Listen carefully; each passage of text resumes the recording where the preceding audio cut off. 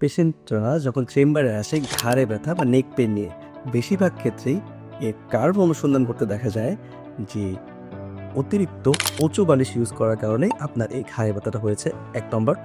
অথবা সিম্পল কোনো কারণে হয়তোবা ঘাড়ে ব্যথা হয়েছে, এরপরে আপনি মুভ অথবা যে কোনো তেল অথবা অন্য যে কোনো অয়েন্টমেন্ট নিয়ে প্রচুর পরিমাণে আপনার ঘাড়ে এটা মালিশ করা হয়েছে অথবা রাব করা হয়েছে। এই ২টা মেইন কারণেই কিন্তু বেশিরভাগ রুগী আসে ঘাড়ে ব্যথা নিয়ে। এবং এই রুগীদের চেম্বার পর্যন্ত আমার কাছে আসা লাগতো না যদি তারা ২টা জিনিস মানত।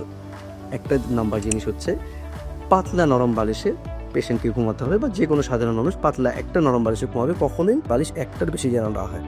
আর ২ নম্বর যে জিনিসটি মাথায় রাখতে হবে, কোনো কারণে সেটা বাচ্চা হতে পারে, বয়স্ক মানুষ হতে পারে, নর্মাল সাধারণ মানুষ হতে পারে, যেই হোক না কেন, আপনার যদি ঘাড়ে ব্যথা হয় অথবা নেকের সাইডে ব্যথা থাকে, আপনি কখনোই এটা মালিশ করতে যাবেন না।